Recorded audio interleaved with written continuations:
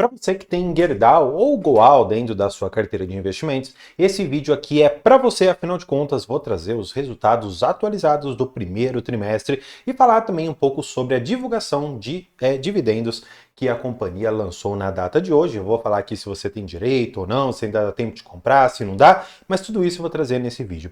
Antes de tudo, eu queria mostrar para você uma parte aqui intermediária para que eu mostre para vocês qual que é o coração dessas empresas que de alguma maneira tem um processo industrial e também o seu preço, né, o valor do que você vende atrelado a uma commodity. Esse slide aqui ele vai explicar claramente o que eu estou querendo dizer. Eu sempre falo aqui nos meus vídeos que as empresas elas devem ser avaliadas da seguinte forma: o volume do produto que você vende multiplicado pelo preço desse produto, e se ele tiver a sua cotação em dólar, você ainda faz a conversão de $1 para ali a quantidade de reais que você precisa e, claro, multiplicando isso aqui. Essa conta aqui, ela vai trazer para vocês mais ou menos qual seria o EBITDA da companhia. Claro, podem haver aqui algumas outras variações, podem haver aqui algumas outras contas, mas esse daqui já vai dar o norte do que você pode esperar da companhia para o longo prazo e também para os próximos trimestres, para o próximo ano. E eu expliquei tudo isso aqui para que a gente comece a entender um pouco dos motivos que impactaram os resultados deste primeiro trimestre. Então, a gente tem que entender volume, temos que entender preço, temos que entender custos e variações cambiais. Então, para a gente começar, claro, vamos lá para o que a administração falou, tá bom? Então, eu vou pegar aqui um pouco do que ela disse. Ela colocou aqui pra gente o seguinte, né? Que os resultados eles foram influenciados principalmente pelo melhor desempenho nas operações na América do Norte. Estamos falando aqui dos Estados Unidos. O que acontece, né? Lá atrás havia uma certa dúvida com o que aconteceria com o mercado de aço. Afinal de contas, aqui no Brasil e nos Estados Unidos estava ocorrendo uma penetração muito grande do aço chinês.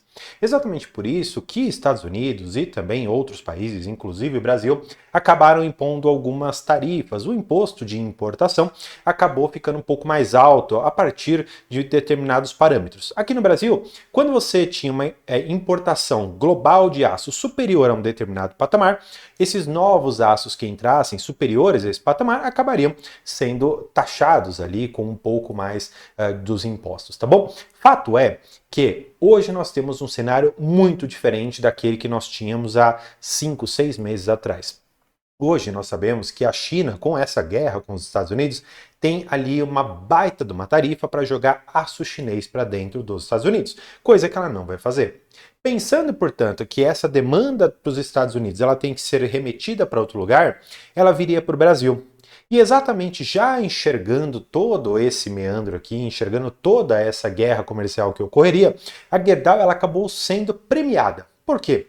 Porque os Estados Unidos decidiu se fechar para importação, especialmente ali de produtos chineses e o aço entre eles, e a Gerdau, por ter fábricas lá dentro, acabou não tendo essa taxação gigantesca que nós estamos vendo por aí. Não só produtos vindos da China, mas produtos também vindos do Brasil. Lá você tem uma tarifação de mais de 10%, por exemplo, só por conta dessa importação que você faz ali nos Estados Unidos do aço que eventualmente venha do Brasil. Portanto, a Gerdau ela foi bastante beneficiada por conta das plantas industriais que ela tem ali dentro. Maravilha! Primeira coisa que você já entendeu, essa parte do mercado norte-americano favoreceu demais. Tanto é que houve lá atrás, na época do Trump Trade, né, quando ele conseguiu assumir, uma volatilidade muito grande nas ações da Gerdau que acabaram subindo bastante. Só que eles voltam um pouco mais aqui para os resultados globais da empresa, porque ele já disse que lá nos Estados Unidos foi favorável.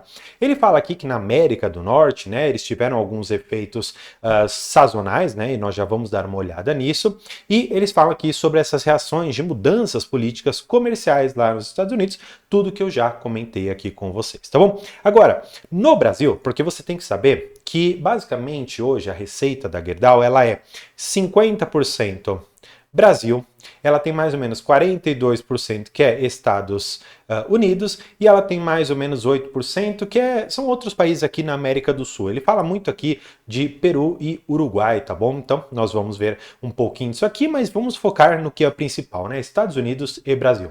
Nesse sentido, o Brasil, ele está aqui com uma redução nas suas vendas de aço plano no mercado interno, devido à parada programada. E aqui é interessante porque nós vamos precisar compreender o porquê que ocorreu essa parada programada.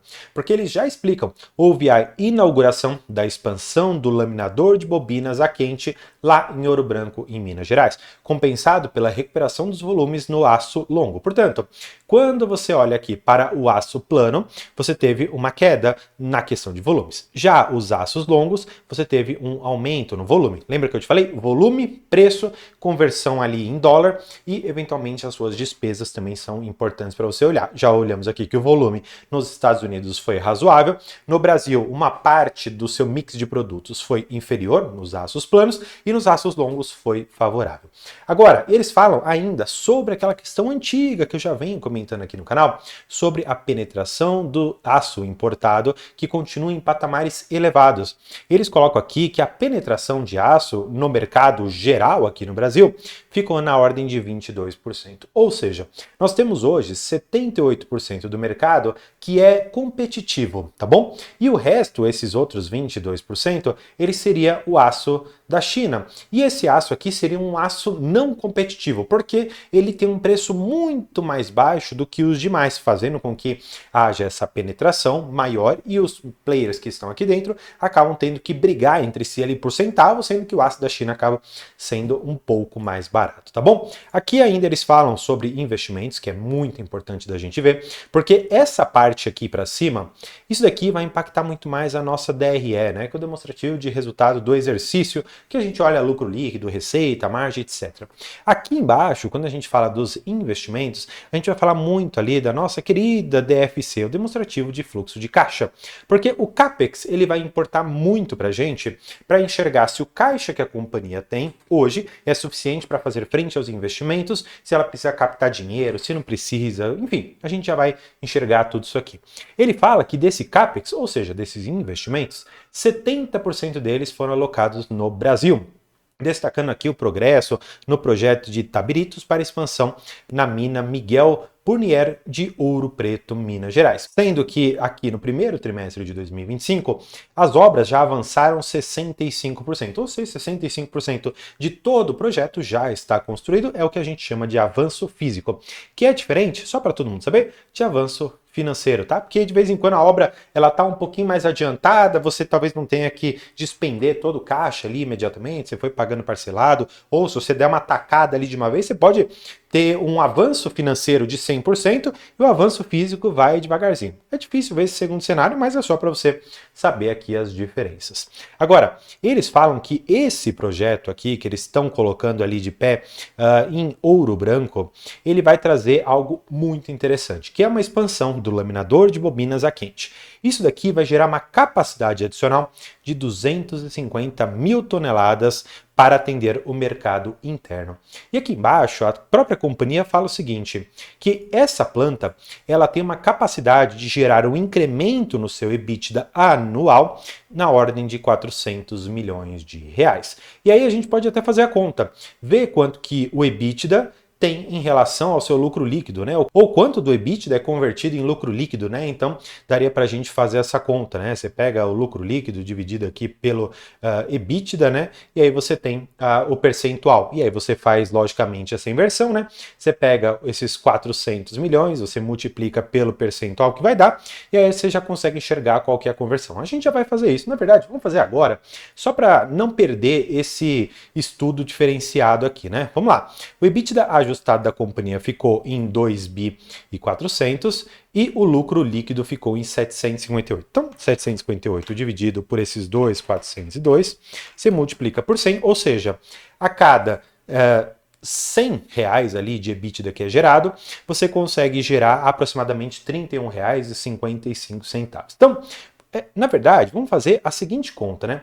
Vamos pegar aqueles 400 milhões, 400 milhões, e vamos multiplicar por aqueles 31% que basicamente deu ali dentro, né? Nesse caso, você teria aqui aproximadamente um resultado de lucro líquido para a companhia na ordem de 124 milhões.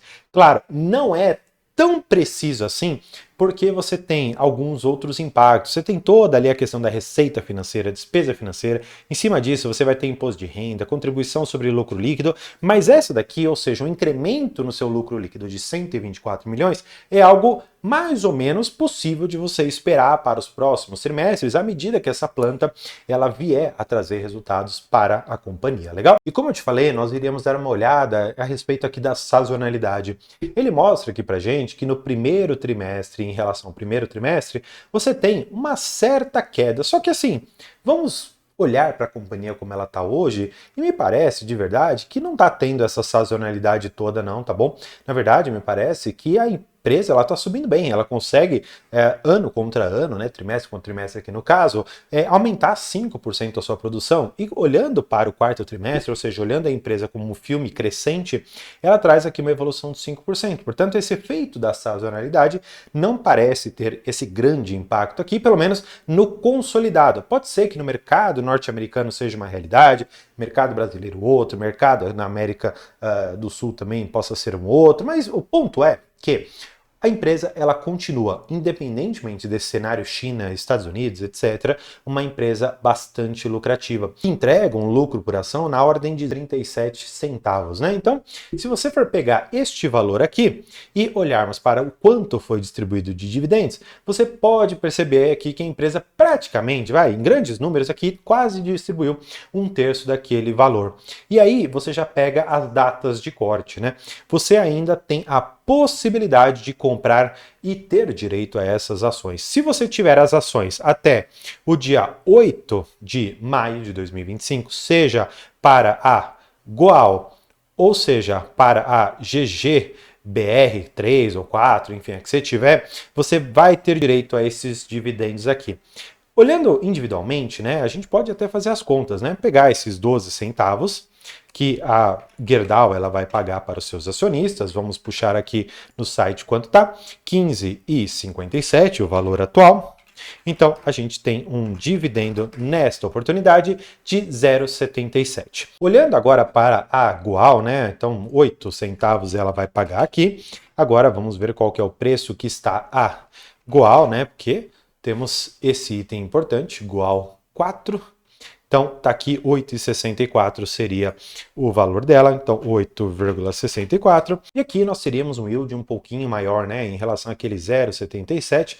Receber aqui 0,92 é uma diferença razoável, tá, entre uma e outra. Eu particularmente falo que são poucas as holdings que fazem sentido você ter, e uma delas é a Goal. A outra, a meu ver, claro, tem gente que pode discordar de mim, mas é a BRAP, que é ali da Bradespar, que tem as ações da Vale por detrás. Mas não é esse o tema do vídeo, vamos voltar aqui para os resultados para tratar de uma última coisa. E olhando aqui, por fim, para o lucro líquido e as suas margens, eu quero que você perceba que a companhia ela tem sim as suas oscilações bem comuns na questão das suas margens líquidas, claro, ajustadas. É interessante você notar que se trata de uma empresa que, por mais que tenha um diferencial competitivo, ela passa sim por oscilações compreensíveis por conta muito de ela conseguir manter um volume minimamente estável, como nós vimos ali, ele cresce mais ou menos 5% ao ano. Entretanto, quando você olha para os preços, esses aqui fazem exatamente isso. Tanto é que se nós pegarmos resultados mais antigos da companhia, vou até puxar aqui para vocês no site, vocês vão poder perceber que de tempos em tempos a empresa ela dá esses saltos gigantescos aqui, dando um lucro de 5 bilhões, e de outro lado ela dá um lucro aqui de 2. É um lucro ruim? Não, não é um lucro ruim. Na verdade, empresa que lucra já é um ótimo sinal, né? Afinal de contas, tem gente que acaba investindo em empresa que dá prejuízo há mais de 10 anos. Mas enfim, não vou entrar no tema. Fato é que, se você está comprando a metalúrgica Gerdau, ou enfim, seja holding ou operacional, você tem que olhar para todos esses itens que eu falei para você. Variação de dólar, volume de produção e a questão dos preços. Como nós vimos naquele primeiro slide que eu mostrei para vocês, os preços eles acabaram caindo um pouco nesse último trimestre quando você compara ano contra ano. E isso é fundamental para você compreender qual foi o impacto chave que gerou todo o resultado da companhia. Agora, se você quer entender mais sobre essas empresas de commodity ou outras empresas que não estão vinculadas exatamente a commodities, mas quer ter um conteúdo aprofundado sobre investimentos, eu faço convite para você se inscrever aqui no canal e conhecer esse vídeo aqui porque ele está imperdível. Por hoje é isso, muito obrigado e tchau!